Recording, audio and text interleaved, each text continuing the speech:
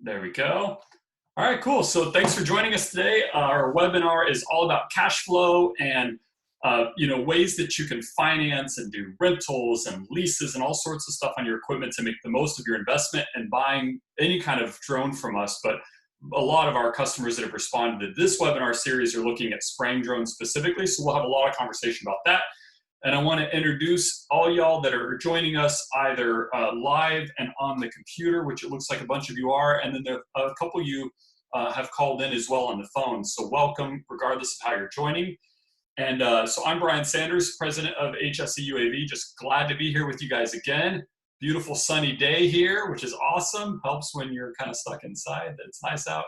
And also with me is Brandon. And Brandon is with our premier lending partner, Ascenium Capital. So I'll let Brandon introduce himself in a moment. And also with us is Simon.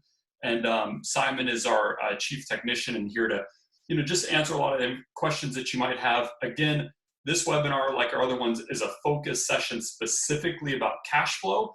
So that's how we're going to prioritize your questions today, is around leasing, financing, those kinds of programs. If we have some time at the end to answer questions about this, we can jump into those too.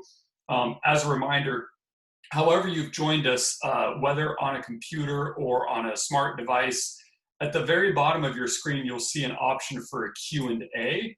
So that's how you can submit questions to us. And you'll be able to specifically type in any kind of thing that you want to know or things that you have on your mind. And as we answer those questions, we'll either answer them live on the webinar or we'll type the response. And once we answer them, you'll get a notification. And then also everyone else that's on the webinar with you will also be able to see your question and the answer as well. So welcome. All right, Brandon, I'll turn it over to you, sir, to introduce yourself and we'll just get started here. Cool. All right, well, first off, Brian, thanks for inviting me to do this. This is a fun little opportunity here, so thank you. So like Brian said, my name is Brandon Tanal. I'm a finance manager over at Ascenium Capital. We've been partnered with HSE for, I don't know, about 6 months now. We kind of started really getting it going. I know we've been in talks a little longer than that, but kind of started getting some business flowing here the last couple of months. So I'm just going to kind of start and kind of give everybody a brief history about Ascenium, just who the hell we are and why choose us over a lot of different banks and lenders out there, and why Ascenium and why you guys had partnered with us initially too. I'll be super brief because I can talk all day and bore everyone with financing things, right? So I'll do that, and then I think as we discussed before, I'll just kind of start taking some questions. I think it's just better that way. That way I can address everything that everyone on the call or wants to address. So first, I'll start off with a little bit of a history about Ascenium. So we were initially a bank back, late 90s, early 2000s. And then Ascenium came around in 2010. We were actually, one of our initial investors was Paul Allen of Microsoft. So that's kind of our biggest thing, right? Is we're a technology company that happens to offer financing. Oh, and we're also the #1 lender in that regard, right? So last year we did a little over $1.5 billion in financing. So we have a huge portfolio as far as that's concerned. Like I said before, the largest privately held independent finance company out there. So what's a little different with us, well, we were private equity until actually April 1st. I don't know if I've even discussed this with Brian or anyone else on the call. We're actually acquired by Regions Bank as of April 1st, which kind of caught all of us off guard. We're like, what? Like, Regions Bank. So, but really all it was they just wanted to take us on their books. They liked all the business we were doing. We do a lot of, I know there's a lot of other lenders out there that'll do a lot of these, startups, poor credits. We're a little more strategic around taking those, right? Whether it's requiring down payments, personal guarantors, while a lot of these folks won't do that, right? So the positive with that, right, is we're still running pretty much business as usual as Ascenium. And we're not running like, most banks, you go and try to get a commercial loan. They're putting liens on your assets and your house and taking an arm and a leg just to get 30 grand, and it takes 60 days to close, and you got all that. What's beautiful about us, and again being acquired by Regions Bank, is now we can offer those even more competitive bank rates now for our A credit customers. Awesome. Good. And our turnaround opposed to that month, maybe 2 months for a bank. I mean, Brian, you guys all know, right? I mean, we can get a deal done all on the same day. We have credit decisions as fast as 20 minutes on some. We could get you approved, doc your deal, and fund you guys, and all on the same day.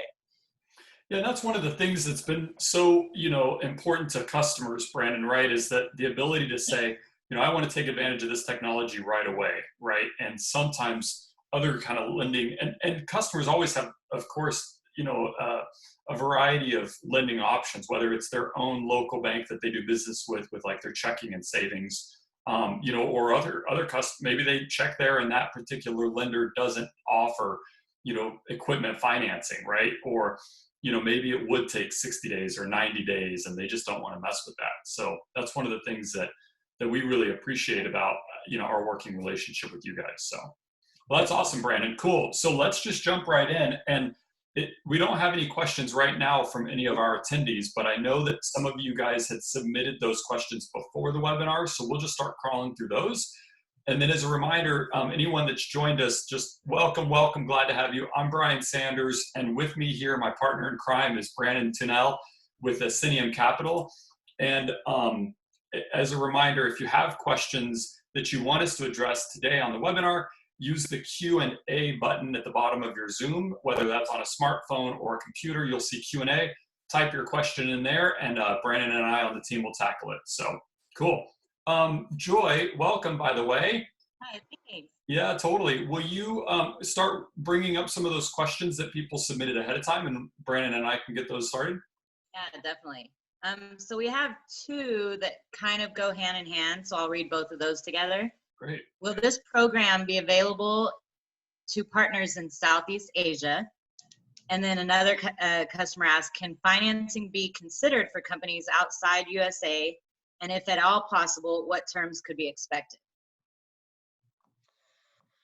Yeah, so good questions. No, I'm just gonna say absolutely not on Southeast Asia, unfortunately. Right now, we could really only do states in the U.S., Puerto Rico, and then as far as other countries, we do have partners. I believe now in Mexico. I'll have to double check, but I'm almost positive we have partner banks that we're partnered with in Mexico, and I know for a fact Canada. So we could definitely do Canada. It's not going to be the same pricing, and we can't guarantee as far as our 3 to 6 month deferral program, 0 down. So I don't know super specifics on rates, terms. I do know, again, they're bank rates, but the good thing is we'll be running it with our software and our everything that we do, right? So instead of waiting that 20 to 30 days, whatever it is that most banks take, we can get it done same day or a few days. We just syndicate those and they take over that loan just because we don't like to, at least right now, get into international affairs. So yeah, I understand. Yeah. So thanks, Joy. That's great. And I want to just, you kind of let the cat out of the bag, Brandon, which is awesome, right? Because we were going to get to this anyway. So one of the things that has been really important to our customers is part of acquiring a spraying drone requires certain kinds of approvals, right? From the FAA and also in certain states, well, all states, there's an approval process. And some of those are really fast and some of those are a little slower. So what HSE was really out to accomplish, and one of the reasons that we have Brandon specifically on this call and his team, is that it gives us the ability to offer a actual way to buy the equipment, get your training done, get all of your, on-site calibration and testing, any of your spray or application testing that you want to do at your location, actually have the equipment, get your FAA approvals, get your state applicators licenses, and actually not have to pay a full payment or the full cash up front. And as all of us know, cash is really king right now. And I think a lot of business owners are still really committed to taking advantage of, or farm owners, any kind of application that you're looking at. You want to take advantage of all of the efficiencies and the safety benefits of spraying with drones at the same time preserving capital. So Brandon, can you talk a little bit about how we've structured this deferred payment program and how that all works for customers so that they can kind of get an idea? Yeah, so originally we've always, had different promotional items, whatever it may be, whether it's zero down, deferred payments, whatever it is. And especially on deferred payments, we typically try to save for our strategic partnerships with vendors such as yourself, right, to offer to their customers.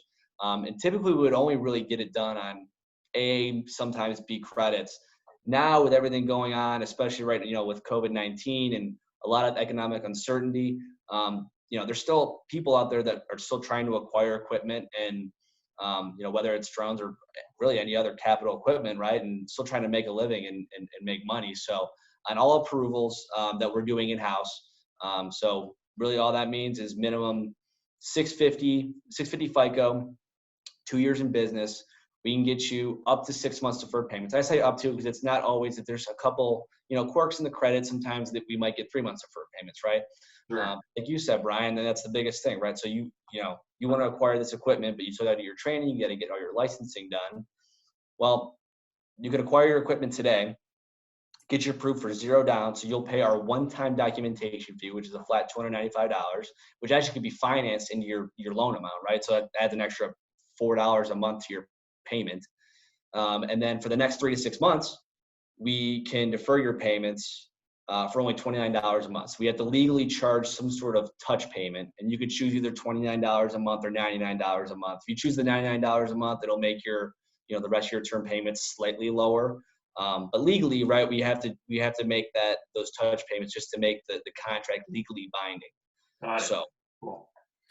That's awesome. So, that was our original goal, right, Brandon, is that customers could have the ability to really leverage, the financial aspect, like really having their money go further and not be so, tied up or limited or restrained by some of those FAA processes or certain states that are taking longer.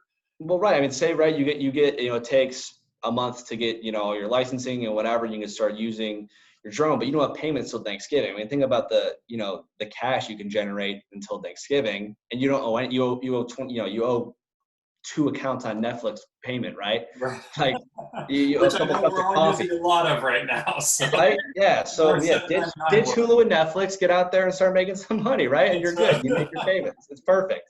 I like it. That's awesome. All right, here's a question from one of our live attendees, Brandon. It says, if we finance, can we rent the system out?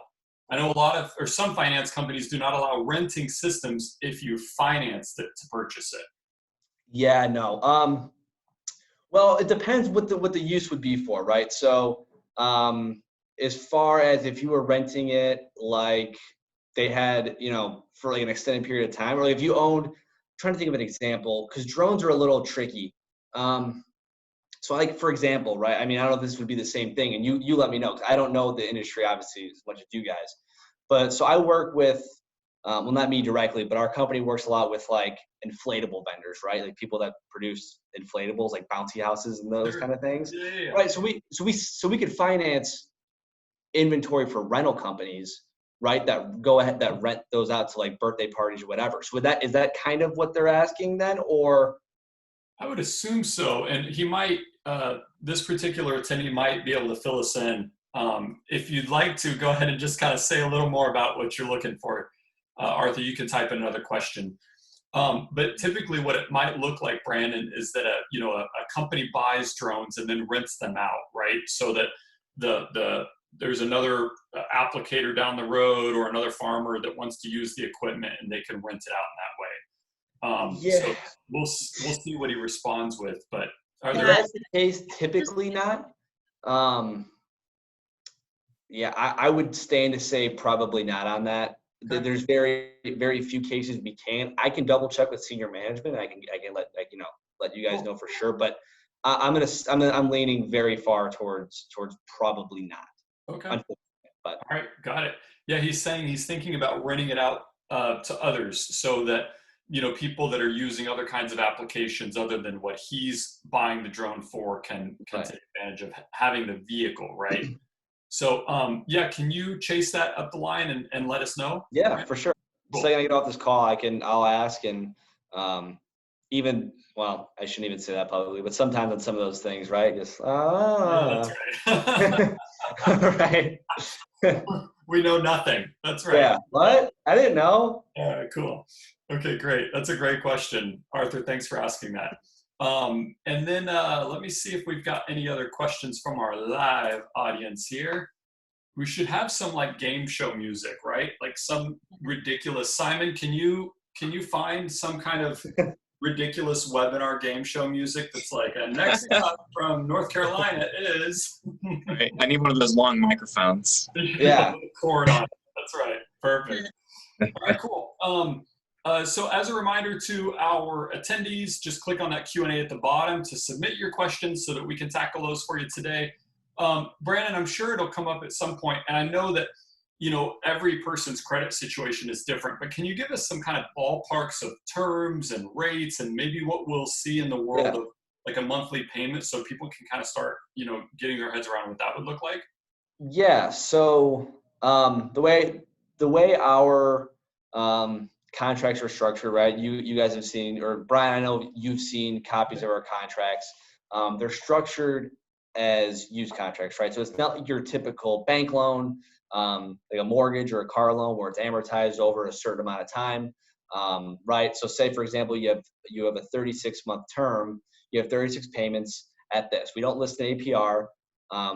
We structure it kind of as, if you look even, and it's the same thing as our rental program, which we can get to later on too, right? Where it's kind of structured, it's structured as a used contract. And the way I look at it is kind of like a phone bill, right? So say you have Verizon, you pay the rental on the equipment itself on your phone, and then the service provided, right? So say you pay $129 a month to Verizon, you don't really call them, hey, what's the APR on this? What's this built in? Right. So you know that the financing is kind of built into that somewhere. Exactly. So, and the reason for that long preamble here is this. So when you break it down though, so although it's not listed on our contract, when you break it down, the way I try to tell people is, so I mean, obviously we're a credit-based lender, so a lot goes into it, personal credit, business credit. Although you're not taking that personal exposure, we still look at that as a personal guarantor, unless we can run it just under your business, which would require minimum 10 employees, and I believe now 5 years in business to run it corp only. Credit people, those people that have been in business 5+ years, 700 FICO scores, those people can see as far as APR between 7 and 9%, which for commercial lending is phenomenal. I mean, that's awesome. Yeah, right? It really is. And again, you're not getting any liens on your house, on your car, or anything like any of your assets. You're able just to make those payments, and the only exposure you're taking is on the equipment. That's the only lien we place on anything, is strictly on the equipment. That way, if anything were to happen, and you had a default, we would just have to repossess the equipment. Nothing personal. Now, and then you have your B credits, right? B credits, which is probably most of our, a lot of our applicants. But even though, I mean, still good. And those people are 2+ years in business, 675 FICO, even you go down to 650, even if they have 3 or 4 years in business. And those people could see anywhere between, again, depending, but about 9 to 12% APR, which again, over 36 months is, or whatever the term may be, is not bad. In commercial lending, that's super competitive. Even banks, for a lot of those people, will be 8.5 to 9%. And hell, if I catch Craig, who my manager, Brian, you've spoken to on a good day, maybe you can make an exception, right? So you can do that, right? It's a ridiculously affordable rate. In my previous life in the finance world, it was just really, those aren't the rates at all that we were looking at with without having a million personal guarantors and top rate credit, or even capital secured, or like a certificate of deposit backed loan or something like that. It's great. Exactly. Well, and on top of that too, and another thing I guess I haven't mentioned, which this is all application only, right? So we're not asking, and we might have to in some cases, right? But 90% of the time, no banks, no tax returns, no financials, nothing. This is strictly a 1-page application. It takes you 2 minutes to fill out. We get an approval with it. It used to be instant, but we've actually been, believe it or not, very busy recently. So typically within the hour though, right? We'll get an approval or some kind of credit decision within an hour. You know, I send out terms. You tell me what you want to do. We can sign docs via DocuSign, and it's done all in the same day. That's awesome. Right. And then, if there's some, and sometimes I'll address even the C credits now, right? Those are people 650 or less FICO scores, 2 or less years in business. A lot of those, you're looking at 15+%, which are typically startups, but even that, right? If you can get a startup, in my opinion, under 30%, I mean, that's fantastic. Yeah. Right. And I know a lot of startup businesses that have gone, well, I'm going to go to an SBA loan. Well, again, let's go back to the same thing. You know, they're taking an arm and a leg. They're putting liens on your house, your equipment, or on your, all personal assets. Yeah. Why take that exposure for an additional? Yeah. Okay. So your interest rate, say with us, right, might be 24%, and you go to or 28%. You go to your local bank, it's 23%. Right. Well, divide that up over three to 5 years. What is that? It's a cup of coffee, right? I mean, I don't know, right? And you don't know how those are all structured, right? You might have a balloon payment on a bank loan. You might have whatever. No, our product's very simple. You have X amount of payments at this payment, and that's it. And it's pretty simple. So. Yeah, and I think that's a good point too, because as a business owner, cash flow is everything, right? And it just really makes a big difference for a business to be able to have terms that work with equipment, that the equipment produces X amount of dollars of income for our company, and that I can pay for it and as long as one is here and the other is here, we're in good shape. But it really does an operating cost, and if structured properly, it should be something you don't even notice, right? I mean, I'll even give an example. Yeah, and you said it, right? Cash, especially right now, cash has never been more king than it is right now. Which I think, personally, I guess selfishly, but I think that's one advantage of this whole economic crisis, right? Is once we get out of here, I mean, financing is going to be really kicking off, because again, people want to preserve that capital.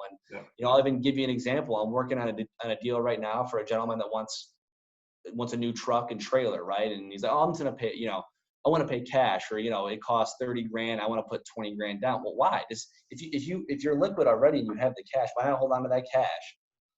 Stay liquid. It's for pay if you're whatever your drone or your truck, whatever you're buying is yielding X amount of dollars a month. That's 5 times the amount of your payment. It's an operating expense, right? That's a good question too. Are generally the expenses that they pay on your contract, are those generally tax deductible? I know we can't give tax advice, but. So yeah, they are. Yeah. So, so that was kind of the benefit of like the old school leases, right? They were always, as they were off balance sheet, but they're not anymore. The new tax laws. There are certain application or implications that on our equipment finance agreements that are tax deductible, but that's kind of the beauty too of the rental. Our rental program that we have with you guys and that we offer a lot of our clients now is the lease of the 90s, minus the 65% interest rates that those guys used to jack in, right, and build up their, whatever it was. Those guys were all dirty brokers that were just building yield and profit into their deals, right? So those ones though are off balance sheet transactions. Got it. Cool, man. All right, great. So why don't we step in? We've got a couple other questions that we're going to type responses to. Brandon, can you tell our customers a bit about the rental program and how that works and what that looks like? Yeah, so our rental program is pretty simple, and it's very comparable to even our finance agreements, right? But it's easier for it's really easy for all 3 parties involved, for HSE, for myself, and for the end user. Essentially, you have your piece of equipment, right? And our program with you guys is you pay a payment of, and I believe we have 2 different structures, right? So I believe one is $9.99 a month for 2 years. And again, going back to that phone example I made, right? The subscription model, right? You pay Verizon X amount a month, you get the service and you get the equipment.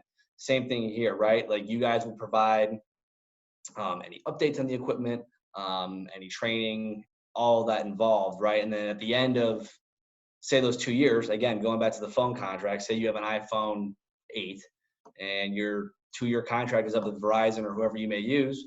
Oh, I want the iPhone 10. Okay, cool. Yeah, here's the iPhone 10. We're just going to renew your contract. Same thing here. So say you get this drone, right? And at the end of the 2 years, you could say either, hey, no, I want to buy this equipment and keep it. and you guys work that out. A little different than a lease, right? How you used to have the dollar buyouts. Now you guys will work something out in the price as far as what to buy it for, right? Or they could just own it outright. Or, hey, renew my subscription. I want to keep paying this a month, and then you guys will provide newer and better equipment if there's a new model or upgrade or whatever it may be.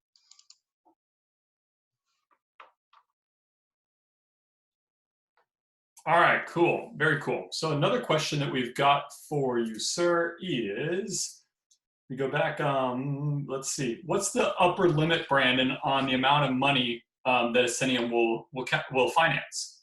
So, great question. I should have started with that actually. So we can do anything application only. So we like to see minimum $10,000. Could we do under $10,000? Yeah, absolutely. But we're trying to kind of stay above that 10,000 or more. And especially cost now too. We charge a bit more money for those transactions over 10 grand, under 10 grand, simply just because it takes the same amount of time to do a deal for 5 grand as it does for $500,000, right? Sure. So we can go as high as up to $1.5 million. We could actually go higher. I've seen deals go higher. Obviously, we need banks and whatever. We need a lot of additional stuff from you. But as far as our application only, so just our one-page online application, we can go up to $250,000. Awesome. Cool. Thank you, sir. That's a great question.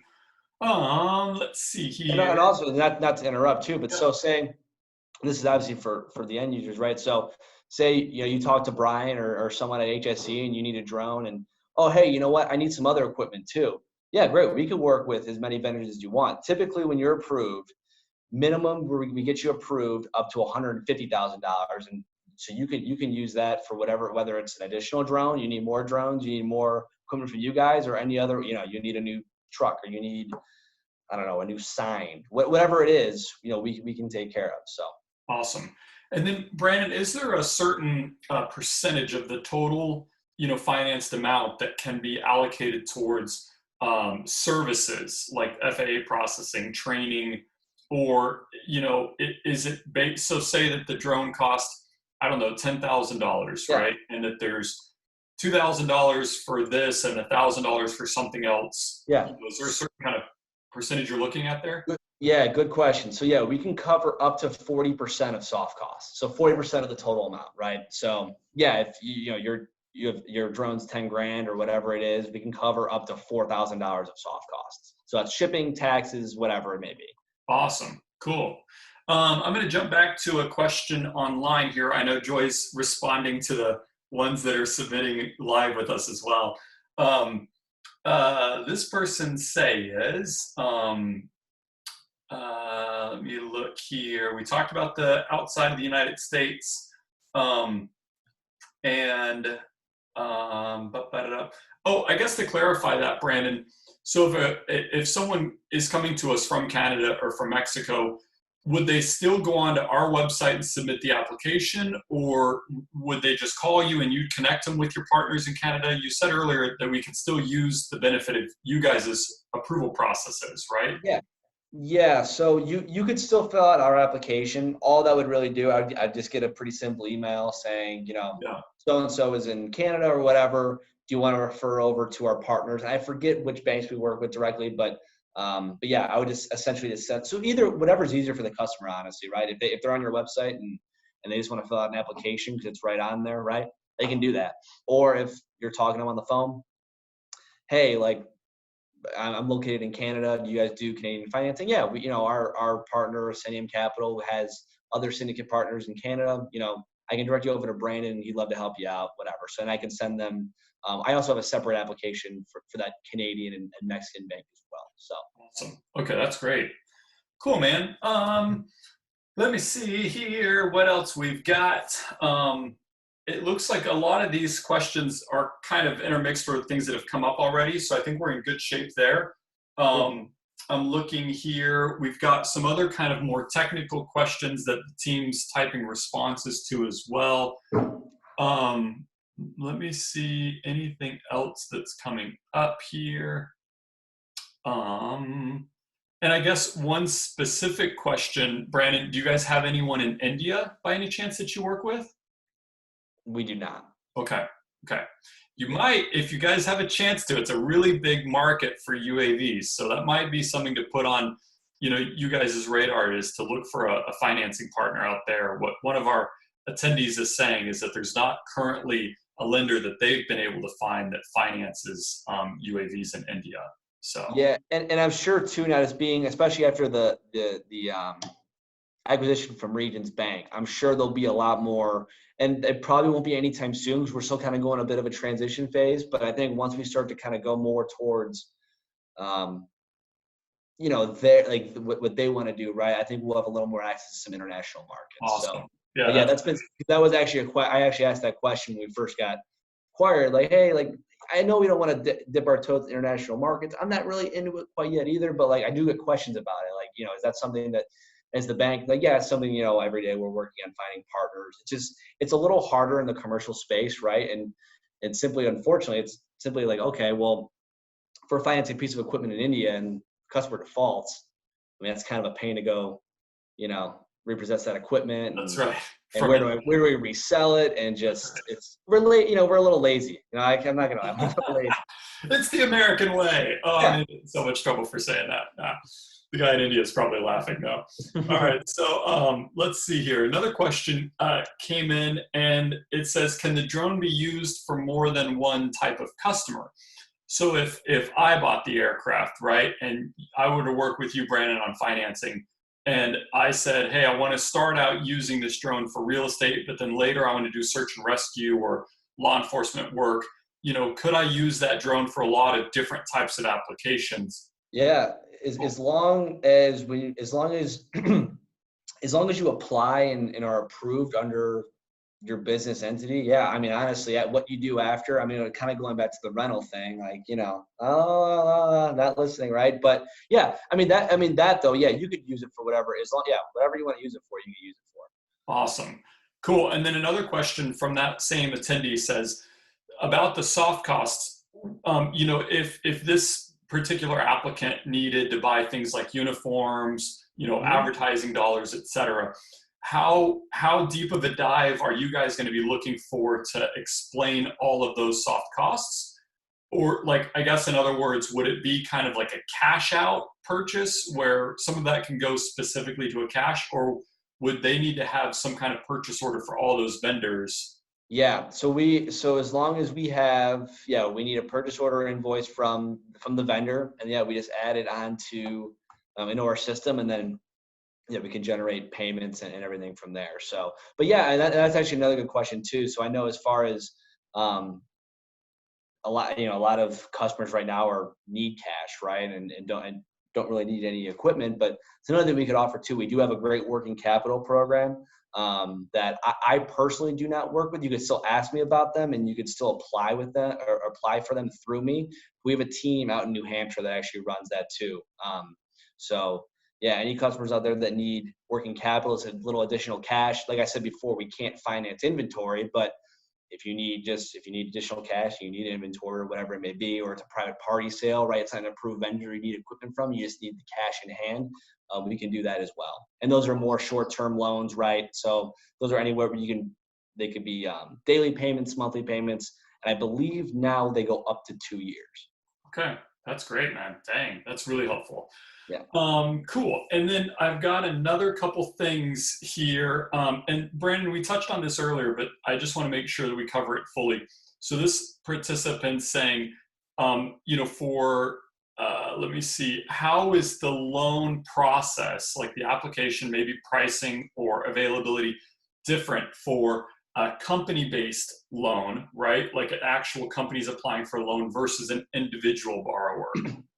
So we can't do any consumer lending. It's got to be under your business entity, right? So are they asking, I'm assuming they're asking more, what's the difference as far as running it strictly under your corporation or your business and not having a personal guarantor maybe? Is that maybe more of the question? They didn't say that. They're just saying what's the difference between, a company applicant, it looks like, a company borrower versus just an individual. So yeah, I mean, we can't do any just strict individuals. It has to be under an entity. We need to have majority ownership. So for example, if you're an employee of a of a certain entity that's looking to buy equipment. I mean, we need, you can apply still, that's fine. But we still need, as far as personal guarantors, we need, majority ownership. So. Got it. And the process of starting an actual business with, the state that person lives in is pretty straightforward. You can usually, so sole proprietors is a common, and I can't give legal or tax advice here, folks, but I've got some experience with this. You could set up a sole proprietorship, that's established with the state that you live in. Usually the Secretary of State is the department that you go to register that business, or an LLC. You can do a sole member LLC. Contact a legal advisor, of course, to help you with all the documentation to make sure you're protected. But that process of quote unquote starting a business is actually from the things to do is actually kind of straightforward. And then a question kind of spinning off of that, Brandon, say that I have a brand new business, right? So the entity itself, like the LLC or the corporation, is new, but say that as a guarantor, my credit is 790 or something like that. So would I still fall into the credit C category because the entity is new, even though as an applicant I'm highly qualified? How does that work? Yeah, unfortunately, that's just the way commercial lending is. I wish I could say, we have other, there's other lenders out there, but that kind of applicant, and I'm always transparent with our clients, right? I mean, do I want to earn your business? Sure. I mean, do I necessarily want to slam a 25% interest rate on you? No. But those applicants are probably better off going to their bank. Now, the bank loan is still going to be upper teens, lower 20s. And you're still obviously going to have all that personal exposure on your credit and kind of get nailed a bit there. But that's probably the only case that I would, if you have that, 790, 800 credit and are a startup, that's probably your best. The only time I'd recommend, doing an SBA loan or going to your local bank or, what have you. So awesome. A good question. Cool. Yeah, it really was. And then this person's also following up with another question that says, what is Ascenium's definition of a company? So is that all entity types like sole proprietor, LLC, corporations, partnerships, LLPs? Correct. Yeah, we take them all, as long as you were, like I said, a minimum 2 years in business.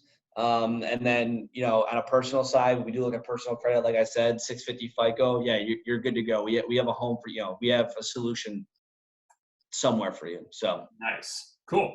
Here's another really good one too. Arthur, you're awesome. Great questions here. He's asking, what happens if a vendor goes out of business? And also, I think separately, what happens at the end of the finance period? So, man, that's an interesting question. They go out of business. Well, we have a whole team dedicated to that. So I really personally do not really know that process. Typically, from what I understand and from previous experience, not at Ascenium, but working at like dirty broker shops. So even they would actually be somewhat all right about that, right? So typically what we would do is you work out some kind of deal with the customer, like, and again, I'm not handling this. This would be our customer service. We have a whole repossession team that does their whole thing that I don't really know about. But essentially we would work on some kind of buyout, right? Hey, you owe this left on your, on your contract. We'll give you a 10% discount or whatever it may be. Or, we can work out other payment structures. And even like right now, I know a lot of people are going out of business with everything going on with COVID-19. To kind of help some of those customers, we're actually deferring their payments too, if they are heavily affected by this crisis, up to 6 months. So say you're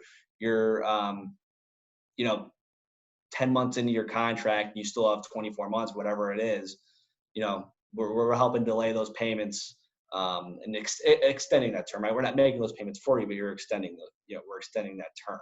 Awesome. Now, as far as at the end of the finance contract, it's simple. You make your final payment. There's no balloon payment, nothing, and you just own the equipment after that on a typical finance agreement. So you make your 36 to 48, 60 payments, whatever it is, and at the end of the term, at the end of the term, you're done. You own the equipment.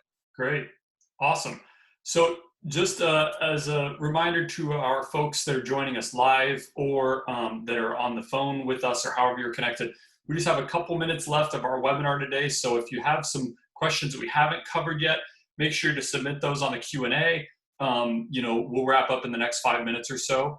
Let me just think of some other things. Simon, Joy, any other questions that you've been asked recently of customers that you think would be helpful for us to cover today on this webinar? Anything else that you guys kind of have been wondering or want to run by Brandon here?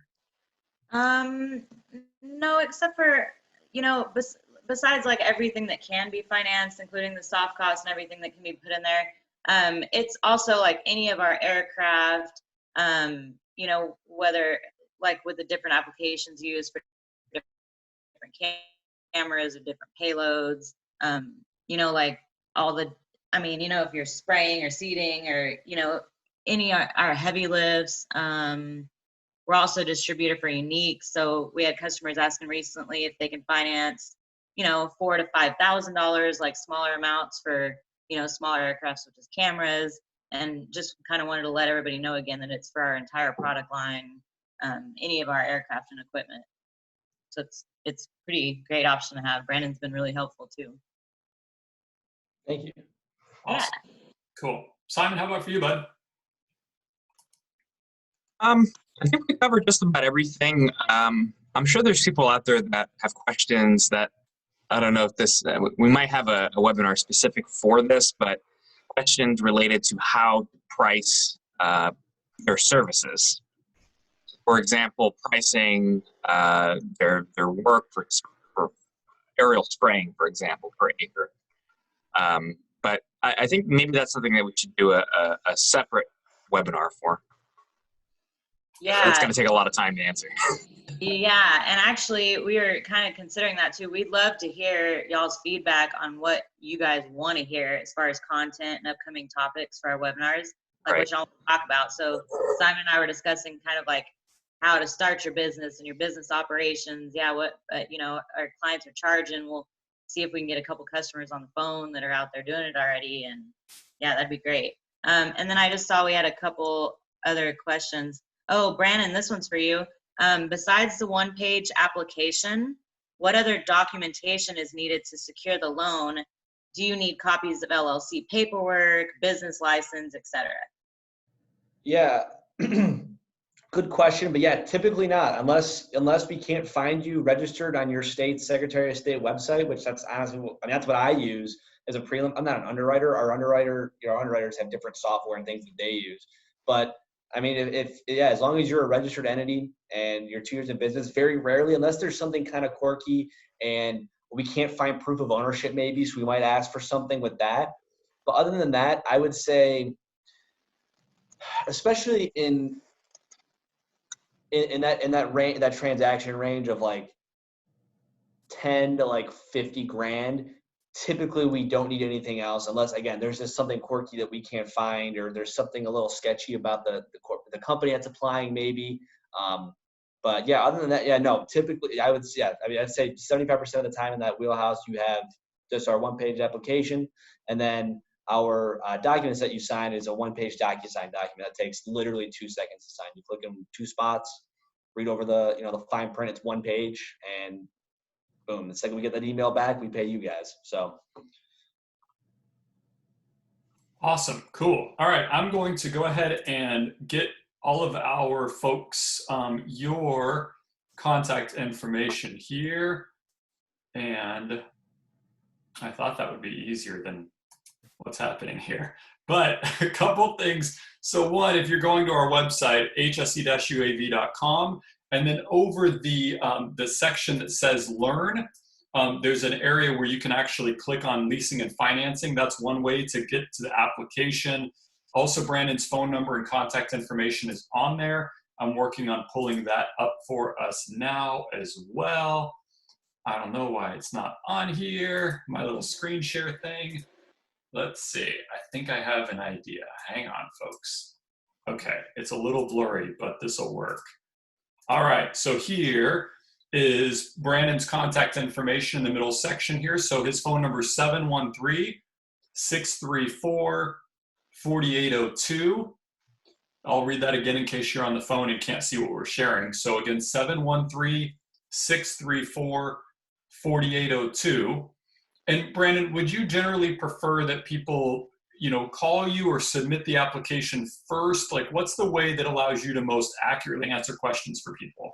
So yeah, so personally, and this is just me being brutally honest, I would prefer you to apply first, just because unfortunately, like half the time I'll get calls, and it's not from you guys, it's from all of my vendor relationships and customers. I'll have these long-winded conversations with them, and then they apply, right? And that's a couple hours of my time, and they apply, and they come back with a 500 credit score, right?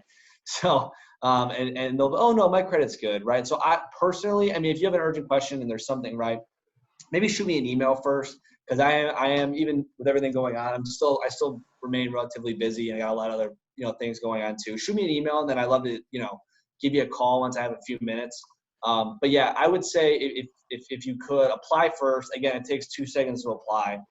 Once I see that your application was submitted, and once I get a credit decision, you'll receive a call from me anyways. And then any questions you have from there, I'll be more than happy to answer.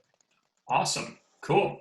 All right, great. Well, I think that's a wrap, you guys. And Brandon, just thanks again for your time. Thanks for sharing, part of your workday with us and our customers so that they could get these questions answered. And, to Simon and Joy, thanks for your partnership as well. And, helping us respond to everything in real time so that Brandon and I can try to have a actual, I don't know, I'm trying to think of the word that I'm looking for, a useful conversation, or something where we don't sound crazy from trying to type and talk at the same time. So it's just great. So thank you again for joining us. Joy, tell people, if you will, how they're going to be able to see this and how they're going to get the written questions. Will you let our attendees know about that? Yes, thank you. And I actually just put Brandon's contact info up in the chat too. For the people that are watching live, they could just copy and paste that over somewhere. And It has the link. Oh no, it didn't make the link. Oh no, I was gonna say I copied the link to the application so they can go directly to it. But if you go to our website, there's a link on there. And then let's see. So our goal is by the end of the day to have this webinar recording posted on our YouTube channel, which I also put the link in the chat for previous webinars. We'll post that on there. And then for everybody that RSVP'd, we'll also send out an email that includes the video link in that, so you guys have quick and easy access to it. And then, of course, stay tuned for the next invitation going out for our next webinar topic. Ooh, to be announced, right? All right, cool. Exciting. Brandon, Simon, anything else for you guys? No, I'm all good. Just thanks again for inviting me on here. It was fun. Awesome. Yeah, glad to have That's you. all for me. All right, cool. Thanks for joining, everyone. Hi. Right. Thanks, y'all. Stay safe. Take care, everybody. Thank you.